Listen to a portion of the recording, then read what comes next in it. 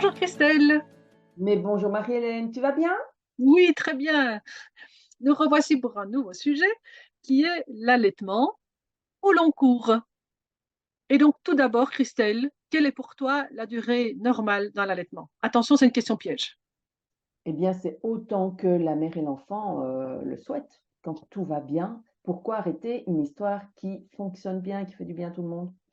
Oui, donc c'est ça que on a vraiment discuté à nous deux sur comment est-ce qu'on allait mettre ce titre. Parce que qu'est-ce que c'est un allaitement long? On voit vraiment dans les histoires que certaines mamans qui, pour le premier, ont, avec grand plaisir, simplement fait une tétée d'accueil et puis sont passés au biberon. Pour le deuxième, se disent, tiens, j'ai envie d'allaiter un peu plus longtemps et reviennent vers nous en disant, j'ai allaité une semaine, j'ai trouvé ça super chouette. Voilà, une semaine, c'était bien et sont déjà très, très contentes de leur allaitement d'une semaine. Et Oui, j'ai envie de dire, nous, bah, nous, tout nous va. Je veux dire, si ce binôme maman-bébé va bien et que ça leur convient, bah, ça nous convient aussi. à chacune son histoire et nous sommes les soignants pour accompagner les projets des parents. C'est pas nous qui les convaincons, hein, c'est eux qui ont l'envie, le désir de mettre ça en place en prénatal. À nous d'être à la hauteur pour qu'ils puissent prolonger ce projet autant de temps qu'ils le souhaitent. S'il y a des petites embûches, le travail, les petites maladies, voilà, des choses comme ça, on est là pour ça. Oui. Donc aujourd'hui, on va en effet parler de ces allaitements qui durent plus longtemps que ce qu'on voit habituellement, je vais le dire comme ça, parce qu'on voit aussi quand même vraiment en consultation des mamans qui s'interrogent avec des questions sur qu'est-ce qui est normal, qu'est-ce qui est bon pour l'enfant, et on revient à ce qu'on disait dans le podcast précédent, et le regard des autres, voilà, qui reçoivent parfois des injonctions sur mais, tu vois bien qu'il est grand, il est temps de le sevrer. C'est comme des phrases qu'on entend. Donc on va essayer de revoir un petit peu âge par âge comment fonctionne, comment se passe un allaitement. Mais avant ça, j'ai envie quand même de rappeler que ce que nous disons en introduction, qui est qu'un allaitement se poursuit tant que cela convient à la mère et à l'enfant, nous ne faisons quelque part que citer l'OMS et l'UNICEF qui encouragent l'allaitement pendant 6 mois de manière exclusive, puis pendant 2 ans, et plus si la mère et l'enfant le souhaitent. Donc cette dernière partie de phrase, eh ben, elle est souvent un peu zappée comme ça. On entend très très souvent le premier 6 mois, ça c'est vraiment bien acquis. Je veux dire, à la limite jusqu'aux 2 ans, soit, mais le et plus, là par contre, c'est quelque chose que dans notre société, on entend beaucoup moins. C'est une de mes constatations quand j'ai commencé à m'occuper d'allaitement, c'est que quand j'ai commencé à dire, il y a bien longtemps, n'est-ce pas, que je m'occupais d'allaitement, quelque chose qui m'a vraiment frappé, c'est que des mamans que je côtoyais au quotidien, à l'école de mes enfants, des choses comme ça, sont revenues vers moi en me disant, mais tu sais, je ne l'avais jamais dit, mais j'allaite encore, hein, avec des grands de 2 ans, 3 ans, 4 ans, en me disant, mais je ne le dis pas en fait, ça c'est parce que tu m'as dit que tu t'occupais d'allaitement, mais tu sais, la petite là qui joue au ballon, eh bien, elle me rejoint dans mon lit tous les soirs et enfin on a encore une tétée. Et donc, ce côté caché m'a vraiment interpellée en me disant, ah ben mince alors, les mamans se cachent, n'osent pas dire. Voilà, ce n'est pas dans notre société de pouvoir dire de manière tout à fait banale, j'ai envie de dire, ah ben oui, mon enfant de 3 ans est encore allaité. Donc, elles n'osent plus le dire. Donc, on sent qu'il y a quand même un travail de la part de notre société quand même pour euh, aller prendre conscience que l'allaitement d'un enfant de 3 ans est encore un allaitement tout à fait normal, classique, parce que c'est normal. Et toi, ton ressenti? On n'est pas encore dans une retour à cette notion de société pro-allaitante. Et donc, il y a plein de bonnes initiatives hein, à droite à gauche. J'ai un ami qui voyageait à Chicago et dans l'aéroport, il a vu une cabine, Breastfeeding Moms, je ne sais plus ce qu'il avait mis dessus, mais une cabine pour aller allaiter à l'abri des regards et échanger le bébé, etc. Alors, c'est à la fois, j'ai trouvé ça très chouette, parce que si les mamans n'osent pas le faire sur le banc, ben, voilà, elles ont un endroit. Et à la fois, je me suis dit, bah, c'est encore leur demander de se cacher. Donc, j'étais un peu ambivalente, mais voilà, c'est très bien. J'ai vu des petits bancs aussi pour mettre à l'extérieur, juste pour les mamans. Quand j'ai été voyager, j'ai vu des bus où il y avait des icônes, tu sais, pas seulement pour les personnes porteuses de handicap, mais une maman avec un bébé au sein. Voilà, c'était sympa. Mais voilà, c'est pas encore tout à fait ça. Oui, C'est ainsi, tout doucement, les choses reviennent. Et alors, tu m'as fait penser à un petit point que je voulais élucider, c'est allaitement exclusif 6 mois. Et ça, c'est encore un petit peu pour le moment sur une sellette, parce que tu entends parfois, il faut le diversifier à 4 mois, cet enfant, absolument.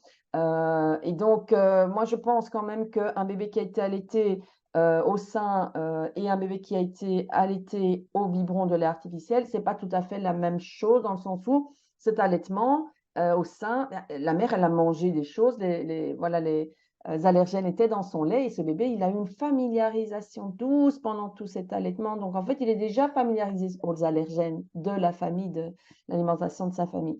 Ce n'est pas le cas pour le bébé au biberon. Donc, je pense que dans cette fameuse étude qui date d'il y a 5 ans, où tout le monde s'est rué sur il faut diversifier tout le monde à 4 mois et introduire surtout beaucoup de gluten pour qu'il le supporte un jour, alors que ça reste quelque chose d'hyper pas bien supporté, hein, qui est très difficile pour certains, eh bien, il faut quand même, voilà, temporisons nuancer les un peu. choses. Oui. Donc, rappelez aussi qu'en Belgique, pour le moment, c'est un chiffre standard, je n'ai pas les virgules, mais donc il y a moins de 5% des enfants qui sont encore allaités à 1 an chez nous en Belgique. Donc, c'est des choses que je dis souvent aux parents de ces parents qui allaitent encore leur bébé d'1 an, c'est que dans la rue, ça veut donc dire que, je vais me rendre compte, 19 enfants sur 20 des enfants qui croisent dans la rue ne sont donc pas allaités. Donc, c'est normal que ces parents vont avoir des questions, ils vont avoir de moins en moins de réponses. On parlait du réseau, là, notre dernier podcast, dans leur cercle d'amis ou familial, parce que par définition, ben, les 19 sur 20 ne sont pas allaités. Donc voilà, ça c'est vraiment intéressant quand même de le rappeler. Il va y avoir de moins en moins de repères, vu qu'il y a de moins en moins d'enfants allaités, au plus les enfants grandissent. C'est On va ça. quand même, oui, C'est aussi la problématique pour les mamans qui, voilà, dans cet allaitement, c'est naturel. Bah, l'allaitement, qu'est-ce qui est naturel? C'est la délivrance du placenta qui fait que le lait arrive. Ça, la lactation, c'est naturel. Mais le geste, c'est toujours un petit peu, ça dépend de là où on est né, là où oui, on a vu ou pas. Donc, soyez humbles avec vous-même, les mamans, dans le sens où si vous n'avez pas vu ce geste au quotidien, bah, il y a une petite semaine, voire 10 jours de battement où on cherche un peu comment faire. Mais si vous avez un bon coaching en prénatal par des sages-femmes et des consultants qui s'y connaissent bien en allaitement, elles vont déjà vous donner tous les trucs pour pas passer par tous les pièges, ces crevasses, ces engorgements, etc. Donc, parce que si ça commence bien, vous aurez plus envie aussi d'aller plus loin, comme vous l'aviez rêvé en prénatal. oui, Ouais. tout à fait. Donc, rappelez quand même que l'allaitement long, c'est une question que j'entends dans ce que je vais appeler malgré tout les allaitements longs, c'est est-ce que je ne fais pas de tort à mon enfant d'allaiter encore mon enfant à 1 an et demi? Rappelons quand même que l'allaitement, son principal, quand même, vraiment principal bénéfice, il est d'un point de vue immunitaire, d'accord? Ça va aider à renforcer tout le côté, à soutenir le côté immunitaire encore assez immature de ce petit, et que donc l'allaitement est bénéfique pour la santé et c'est donc dose dépendant. Ça veut donc dire que ben, c'est très bien, si un enfant d'1 an et demi reçoit encore du lait de sa maman, il sera encore protégé. Donc bien sûr que ce que je veux simplement dire, c'est de toute manière, vous ne faites rien de mal que d'allaiter encore votre enfant d'1 an et demi, 2 ans, 3 ans. Ben, tout va bien, ce ne sont encore que des petits qui demandent simplement à aller au sein. Voilà. Voilà, on réduit souvent cet allaitement à manger hein, de la nourriture, mais c'est un alicament, un aliment médicament. Il fait fonctionner le corps, il apporte bien sûr les nutriments adéquats au petit homme. C'est plus qu'on ne pense en fait, hein, simplement du lait qu'on mange, qu'on boit. Oui. Et que enfin, on est en train de philosopher, hein, mais de dire simplement, et avec la notion, la représentation que nous avons des saints dans notre société. Donc, je le lisais d'un article d'une autre constante à lactation, et qui disait bien que voilà, dans les cours, on dit encore que les seins sont des attributs sexuels secondaires. Ils ne sont pas ça, ils sont aussi prévus pour nourrir le tout petit. C'est quand même une fonction primaire du sein, principale aussi du sein dans notre évolution naturelle, que le sein soit là pour nourrir le petit. Et donc ça, je vois souvent cette sexualisation du tout petit. Voilà, ce petit qui va grandir, et on parle déjà des plus d'1 an, mais qui va commencer à avoir sa main qui se balade, qui fait des doudous à maman, qui chipote à l'autre sein pour jouer. Ce n'est qu'un petit qui joue. Lui, il n'y voit rien d'autre que d'aller jouer avec le sein de maman, alors que nous, adultes, on va bien sûr avoir un autre regard, parce que dans notre société, les seins sont très sexualisés. Donc, aller jouer avec le sein d'une femme, il y a toute une autre dimension d'adulte, évidemment. Mais le tout petit, non, il n'y pense absolument pas. Il est dans son monde de tout petit. Et donc, attention à ce regard tout de suite. Oh mon Dieu, il n'y a rien de pervers dans un petit qui va, en effet, aller pour, pour s'amuser, aller chipoter à l'autre sein de maman quand il est en train de péter un des deux seins. Ça, Voilà, je pense parfois que c'est important de le rappeler.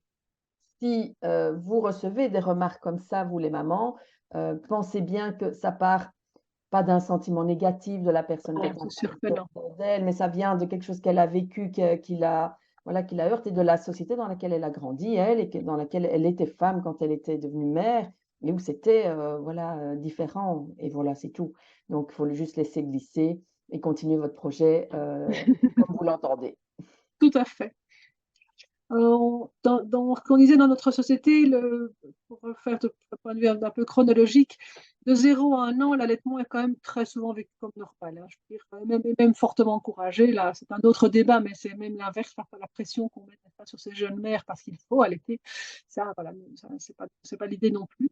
Mais donc, on avait quand même revécu comme normal la première année. Et pour dire qu'un des premiers écueils de cet allaitement qui va rester dans le temps, c'est les 9-10 mois. Je trouve que j'ai souvent de ces mamans qui commencent à s'interroger parce qu'elles ont une représentation très calme de l'allaitement, qui est de prendre le bébé, de le mettre au sein. Et puis, à partir de 9-10 mois, quand l'enfant commence à partir à quatre pattes, commence à rentrer dans l'âge moteur comme ça, l'enfant va bouger beaucoup plus et va être distrait. Donc, il tète un petit peu, puis tout d'un coup, il entend une voiture, il lâche le sein, il regarde la voiture, puis il se remet au sein, puis il regarde papa, puis... Et donc, ça fait des tétés qui commencent à être beaucoup plus mouvementés, comme ça. Je ne sais pas si ça te parle dans les Ah récits. oui, parce que parfois, ils lâchent pas le sein et ils partent comme ça. Ils vont garder le frère qui entre dans la pièce, hein. Heureusement que c'est devenu élastique, hein. C'est maintenant ces aréoles. Donc voilà, ça, je trouve qu'on entend souvent. Et c'est d'ailleurs une des périodes à risque de sevrage non souhaité de la part de maman. Il y a maman qui interprète, dans un regardez, il ne veut plus parce qu'il lâche tout le temps. Non, non, il est juste à l'âge distrait. Et cet âge passe. Voilà, autant ils peuvent continuer à arrêter la tétée en cours de route, mais cet âge passe malgré tout. Et donc, on peut retrouver ce même enfant à 1 an qui va faire une tétée, la tétée du soir, hein, souvent, qui est un moment câlin où l'enfant va téter de manière ininterrompue durant un quart d'heure, 20 minutes, une demi-heure, pour avoir ce moment câlin avec maman. Voilà, Voilà. allaiter, c'est aussi materner. Et c'est vrai qu'une maman qui est aux urgences avec un bébé qui est allaité et qui a 9 mois, 1 an et demi, qu'est-ce que ça fait du bien que ce bébé puisse voilà, se calmer près de sa mère, hein. Oui, Et elles en sont enchantées à ce moment-là. Disent heureusement que. oui. Là, on va se retrouver aussi donc, dans l'âge un peu plus grand, les 1-2 ans, où là, on va se retrouver avec des petits qui commencent à marcher, qui sont en plein dans l'exploration motrice. Donc, c'est l'âge où ils montent sur les meubles, où on les retrouve dans toutes les positions imaginables, où ils testent, où ils sautent, et c'est très, très gai. Mais c'est l'âge aussi de ce qu'on appelle la surveillance constante. Hein. On ne peut pas les lâcher de vue de quelques secondes. Mon Dieu, où est-ce qu'il est? Ça y est, il est en haut de l'armoire. Les moments d'allaitement vont donc être ressentis comme des moments de pause, au moins par moment, quand l'enfant est au sein, près de maman, pendant 10 minutes, tout le monde se pose. Et, voilà. Et ça permet à maman et à l'enfant aussi, bien sûr, de faire une pause. Parce que l'ocytocine, elle est toujours là à chaque tétée pendant toutes les tétées de tout l'allaitement pendant toutes les 4 ans. Donc, c'est chaque fois une petite récompense à maman. C'est une symbiose, cet allaitement, hein. Et Oui. donc, il y a vraiment quelque chose que j'aime répéter, c'est que cet allaitement, il fait du bien à la mère, à sa santé mentale, à sa santé physique, hein, ses émotions. Et simplement, physiquement, c'est un moment vraiment plaisant et de détente. Il y avait un petit, je pense qu'il avait 18 mois, quelque chose comme ça, où une maman me racontait qu'elle était, j'ai envie de dire bien sûr, et qu'elle lui avait montré la mer pour la première fois. Et que donc ce petit de 18 mois courait jusqu'à la mer, touchait l'eau, et puis revenait chez sa maman et c'était un petit coup. Et puis repartait toucher l'eau. Elle dit, je l'ai allaité 53 fois sur la journée à la mer, qu'elle dit, parce qu'on sentait vraiment bien la base de sécurité qui était de, voilà, tété, ça je connais. Et donc elle expliquait vraiment le très mignon de toucher l'eau, revenir, toucher l'eau, revenir. Donc ça montre aussi qu'il n'y a plus de rythme, il n'y en a jamais eu de toute manière, mais il y en a encore moins, j'ai envie de dire, dans ces allaitements qui se prolongent. Il y a des tétés, des journées tétées comme à la mer où il y a 50 tétés sur la journée. Et puis le lendemain, c'est une journée où tout le monde repart à l'école au boulot. Et donc, il y a une tétée matin, il y en a deux, trois, quelques-unes le soir, à la nuit encore éventuellement. Mais il y a beaucoup moins de rythme comme ça. Mhm. Cet été, comme tu dis, enfin, qui sortent du côté alimentaire, même si elles le sont encore, mais des tétés très forts de réassurance, de connivence, comme ça. Mhm. Ça me fait penser à, tu parles d'une tétée, deux le soir. Donc il y a des mamans vraiment qui, moi ça m'a étonnée, hein, les premières fois où je l'ai vu, qui allaitent une fois par jour. Et l'allaitement se maintient, la glande accepte de continuer à produire du lait. Mais il y en a d'autres, il faudra 2, 3, 4 tétées sur 24 heures. On est très inégal devant ça. Oui, Et donc voilà, c'est à la maman à voir à un moment donné si ça décline trop et que le bébé se détourne un petit peu, de rebooster cette prod en faisant droite, gauche, droite, hein, oui, l'essuie-glace, comme dirait la Lecce, je pense, et de rebooster un petit peu avec quelques amandes, du lait d'amande, du Quaker, hein, le fameux flocon d'avoine qui est un galactogène. Il y a des listes grandes comme ça de galactogènes sur Internet, hein, ça, vous ne pouvez pas les louper. On est dans une société très riche, on a plein d'aliments à notre portée, des centaines d'aliments différents. Hein. Dans une tribu du fin fond, il y a quatre, hein, un peu de manioc, des insectes, un peu de ceci et c'est fini. Nous, on a tout. Et donc, il y en a énormément de galactogènes. C'est pour ça qu'il y a énormément de mamans qui ont énormément de lait. oui. Maintenant, pour ces quelques tétés par jour, on parle bien de ces enfants plus grands. Oui. Pour dire qu'on est en train de parler des allaitements longs, c'est le fait que certaines mamans peuvent allaiter, comme tu dis, pendant très longtemps avec une, deux, trois tétées par jour. Ce conseil-là ne vaut pas pour les mamans qui sont en début de leur allaitement, pour des jeunes enfants. Donc, c'est juste rappeler le cas de notre discussion. Pour les grands, en effet, on voit des rythmes et des mamans qui parfois même ne n'allaitent pas pendant 2 jours, puis reprennent à l'allaitement. Voilà, plus l'enfant grandit, au plus elles seront moins dépendantes de cette situation. Oui, tu as bien fait de Ah bah, rappeler ça. Parce que c'est vrai qu'avant 3, 4 mois, ces seins ne sont pas en vol automatique ou oui, ils produisent presque pas sans stimulation, mais enfin avec moins d'importance qu'au démarrage. Et oui, c'est là en général que la reprise du boulot arrive. Et c'est là qu'il faut être très vigilante quand on a un projet d'allaitement long, c'est de prendre une consultation complète pour voir je travaille à quelle heure, je fais quoi, et le tire-lait, comment je me sers de mon tire-lait. Parce que combien de dizaines, de centaines de fois certainement, j'ai vu des mamans mal se servir du tire-lait pensant alors qu'elles n'ont pas assez de lait. oui. C'est dramatique. On a des appareils qu'on fait l'effort d'acheter et qui coûtent quand même bonbon.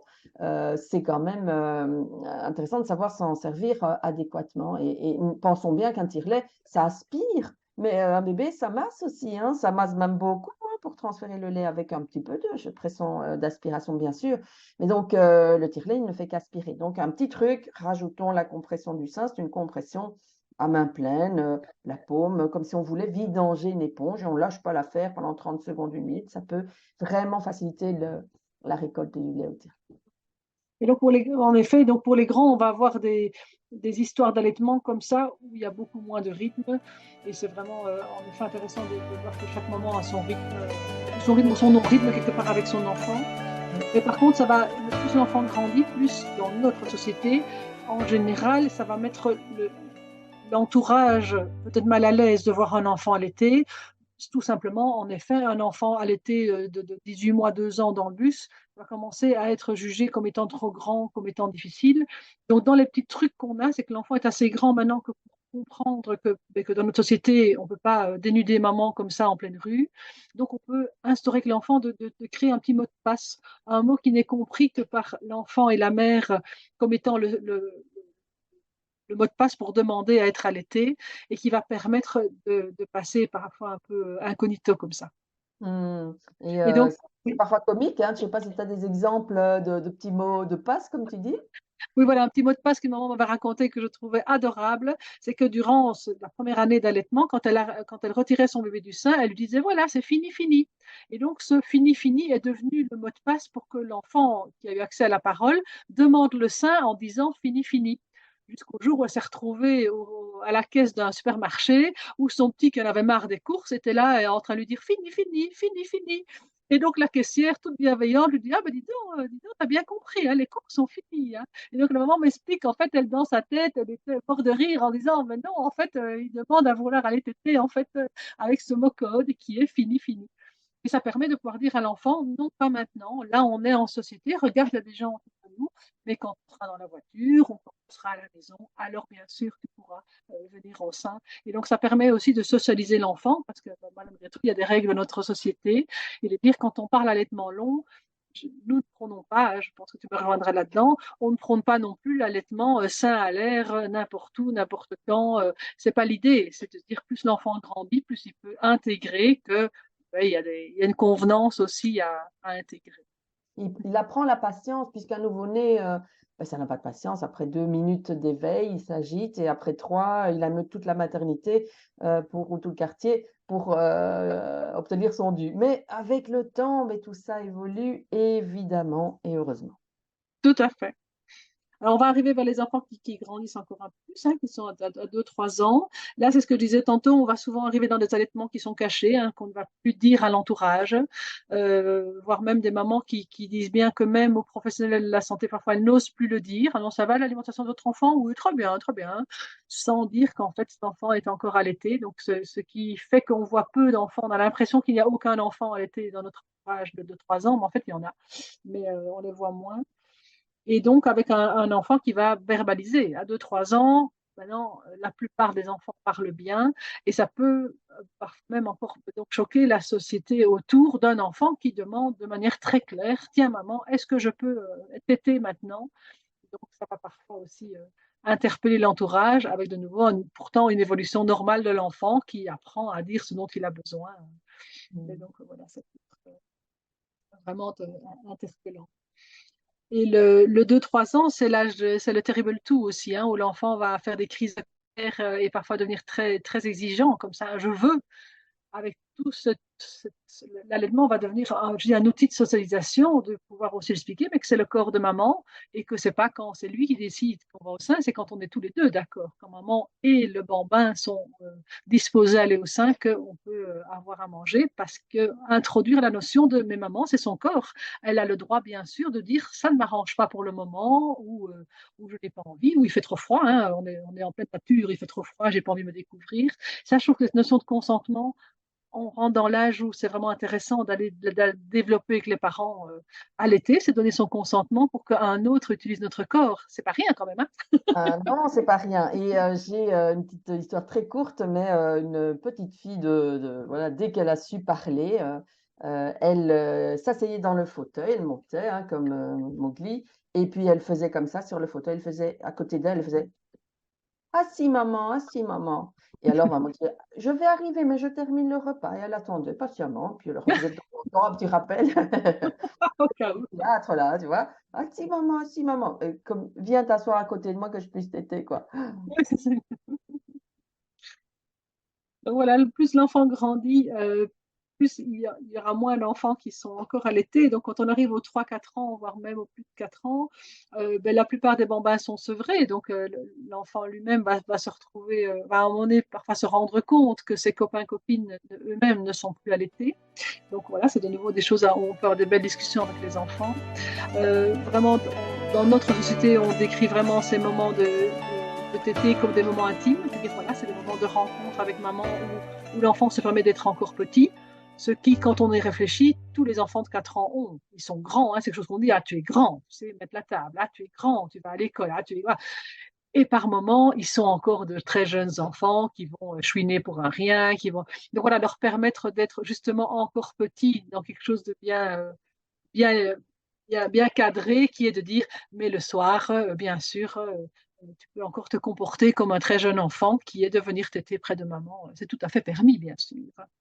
Et c'est souvent ce qui arrive quand le bébé suivant naît, c'est voilà, les parents sont parfois étonnés que l'aîné régresse et qu'il veut Mhm. téter au biberon et qu'il se comporte comme un bébé. Alors, le fait est que de lui dire, voilà, tu n'es pas un bébé, blablabla, ben, je pense que qu'est-ce qu'il attend? Il attend de voir que papa et maman sont toujours là pour lui. Et donc, de le materner davantage, de le contenir davantage, de passer du temps quand le bébé dort au sol sur le tapis et vraiment que pour lui, jouer avec lui, ça va le combler vraiment de ouf, papa, maman, c'est encore pour moi aussi, hein. Et ça, c'est normal, ça se passe Bien sûr, fréquemment bien sûr. entre frères et sœurs. C'est fait, c'est en fait quelque chose de très génétiquement programmé pour qu'il n'y ait pas Mm. d'inceste entre frères et sœurs. Et donc, il y a toujours ce petit truc un peu bataille comme ça entre les frères et les sœurs. Ben, c'est comme ça, il faut s'y attendre. Par contre, les mamans, et moi je l'ai vécu aussi, donc je peux en parler, ça faisait toujours un petit pincement au cœur quand ils se disputaient parce que je me dis, oui, mais ils doivent s'entendre plus tard. Et alors, bon, on fait tout pour qu'ils s'entendent. Ça ne sert à rien. Il faut les laisser faire, en fait. Vraiment. Il faut les laisser faire leur petit chemin ensemble, leur relation à eux, quoi. Sinon, on Oui, est toujours pris entre le marteau et l'enclume à un moment donné. Et ça ne va pas. tout à fait. Et donc l'enfant qui grandit va quitter la petite enfance. Rappelez quand même que la plupart des enfants vont se sevrer, comme on dit, naturellement. C'est-à-dire que c'est l'enfant qui oublie d'aller au sein. Donc c'est rarement l'enfant qui dit je n'ai plus envie d'aller au sein, mais il oublie. Donc il vit sa journée sans demander d'aller au sein. Et voilà, donc en général, entre 2 et 4 ans, on parle de sevrage naturel, mais je dis bien la plupart. Ça veut dire qu'il y en a encore à 4 ans et demi, 5 ans, qui sont encore là avec ce spectre de l'allaitement perpétuel. Là, je fais toujours référence à une série que j'ai bien aimée, qui est Games of Thrones, et où j'étais très en colère que la seule image des, combien de saisons il y a, 5, 6, 7 saisons, qu'on voit de l'allaitement, c'est une maman tyran hein, qui allait son enfant de 10 ans. C'est donc quelque chose qui n'est pas du tout réaliste, qui n'est pas du tout sain. C'est une relation d'une mère tout à fait tyrannique et psychiatrique. Et c'est uniquement cette image-là qu'on voit sur 10 saisons de Games of Thrones. Donc j'étais très en colère en voyant ça, en me disant, ça c'est J'ai bien vraiment, fait de ne pas les regarder alors, hein. voilà, Je ne connais c'est, pas. voilà, mais ça alimente cette crainte de notre société de, mais alors il n'arrêtera jamais. Si je vous Hmm. assure, hein, Christelle et moi, je pense, on s'occupe d'allaitement maintenant depuis de très nombreuses années, ils finissent tous par se sevrer à un moment donné. Et les rares, sincèrement, j'en ai même pas connu, mais dont j'ai entendu parler, oui, bien sûr. Alors on rentre dans une autre dimension qui est des problèmes psychologiques, même psychiatriques, mais ils sont rarissimes. La plus grande majorité des enfants vont se sevrer à un moment donné spontanément et donc se désintéresser du sein et ne plus y retourner. Et très souvent, les mamans ne savent pas nous dire quel est le jour de la dernière tétée, parce que ça se fait en pointillé, et puis elle se dit pendant une semaine, tiens, il n'a pas tété, puis oh, ben, il y retourne le lundi une fois, et puis on lui dit, ben, tiens, quand c'est la dernière fois, c'était il y a 15 jours, il y a 3 semaines, ah, ben, je ne sais plus, tiens. Parce que ça se fait en pointillé pour se rendre compte à mon début qu'il n'y a plus de tété, et que l'allaitement est fini et s'est arrêté tout en douceur quand l'enfant n'en avait plus besoin et que ça allait pour maman aussi. Donc C'est le voilà. meilleur cas de figure qui puisse arriver, hein. C'est un sevrage qui correspond au bon moment pour la mère et pour l'enfant. Et la nature a tout prévu. Ça se fait un moment spontanément. C'est comme au bout de la grossesse, il se passe un truc. Qu'est-ce qui se passe? Rien au bout de la grossesse. Il y a un travail qui se met en route. Oui, Physiologiquement, il n'y a plus qu'à se laisser traverser par ce phénomène qui va tout faire tout seul. C'est quand même magique, hein? tout à fait. Avec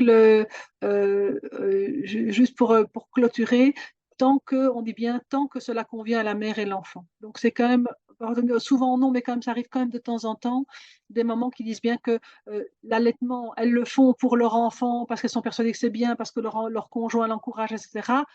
Mais sur le fond, c'est pas leur truc. Donc, je pense qu'on est quand même dans une société où vraiment tout ce qui est consentement est important. Donc, j'invite quand même toutes ces mamans qui allaitent à corps défendant comme ça, de se poser les bonnes questions et de se dire, mais en fait, tiens, on revient aux valeurs. Hein. Pourquoi est-ce que vous Mhm. allaitez? Est-ce que ça vous va? Est-ce que vous respectez vous-même en allaitant? Parce que pour certaines mères, je ne sais pas qu'il y en a beaucoup, mais c'est quand même des discours que j'entends par moment de dire, mais en fait, j'ai plus envie. Là, il a 2 ans et j'ai plus envie. Ah ben alors, on va les accompagner, d'abord à faire le tri dans leurs idées, et puis les accompagner à sevrer cet enfant en disant, mais vous êtes bien sûr aussi avec votre mot à dire dans cette relation d'allaitement, c'est votre corps. C'est vous qui décidez aussi, bien sûr, si cet allaitement perdure ou pas. Mhm. C'est tout le sens de cette thématique d'aujourd'hui, hein, c'est redonner le pouvoir sur cet allaitement, cette décision, le mode alimentaire, son corps. C'est de l'empowerment, hein. Il faut voilà, reprendre le pouvoir sur sa santé, en fait, aussi, Oui, mentale, émotionnelle, physique. Et quand on est en santé, bah, tout le restant suit plus facilement, on va dire. Bon, bien sûr, il y a les cartables, les devoirs, le repas et la lessive. Mais bon, il y a aussi les aides, les titres services, mamie, papy, la voisine. Donc, il faut se faire accompagner. N'hésitez pas à demander, à faire aveu de faiblesse. Là, pour le moment, c'est trop dur. Voilà, un petit coup de main serait le bienvenu. Et je suis sûre que les personnes bienveillantes autour de vous viendront vous donner un petit coup de pouce à ce moment-là. eh bien voilà, je terminerai en disant à tout le monde, et à toi aussi Christelle, prenez soin de vous, c'est important que tout se passe bien pour vous. Je vous souhaite une belle journée. À Salut bientôt, Christelle, Marie-Hélène. Au revoir à à tous. bientôt.